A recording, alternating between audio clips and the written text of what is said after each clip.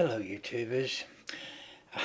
When I speak to my friend, my best friend on the telephone, my wife used to say, "You sound like a couple of girls," which really is quite true because we just go on for ages and ages and we don't talk about anything in particular. But it's something I do quite regularly and more so now that I live alone.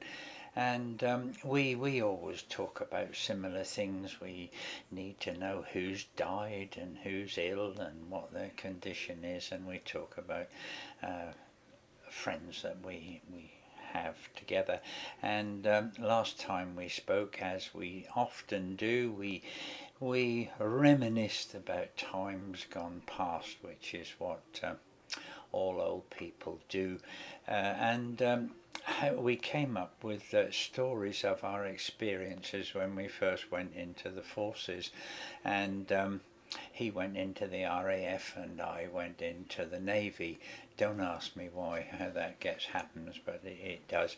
And so when I went to the first initiation, where they would succeed in cutting that umbilical cord to the whole of your family and instill instant discipline. I went to a place which is in England, which was a butlins-holiday-camp originally on the coast, east coast of England, and they called these places ships, so it was called HMS something or other. I really can't remember, HMS Raleigh, Drake or Frobisher or something or other. And of course the whole thing is run on the same lines as you would run a ship, and all sorts of bells go off at different times, which I never really did understand, and then all sorts of flags fly that give you instructions. Anyway, it was a terrible place, and I guess it had been used all through the war.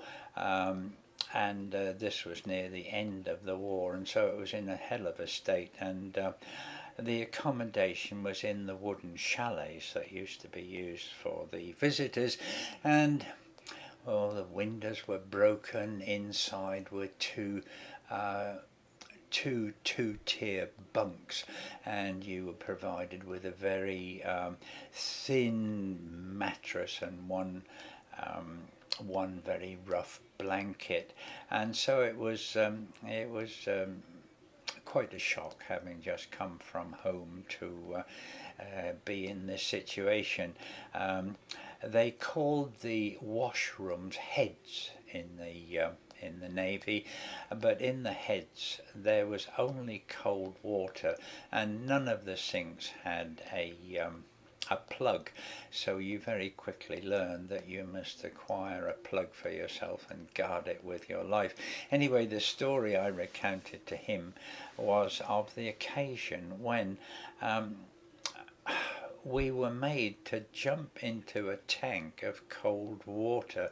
Now, I don't know whether this is true or whether my memory fails me, but this tank, as I remember it or dream it, was quite high up, that you approached by a ladder, and you were provided with a very brief sort of bathing trunks, I suppose you'd call them, which were of a size that would fit anybody, in that they laced up at the side, and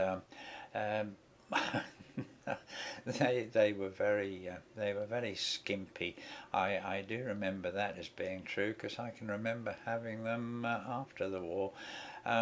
Anyway, we were made to jump into this tank of cold water. I suppose on the theory that if you came up, then you would be able to survive if you were on a ship and you fell into the sea.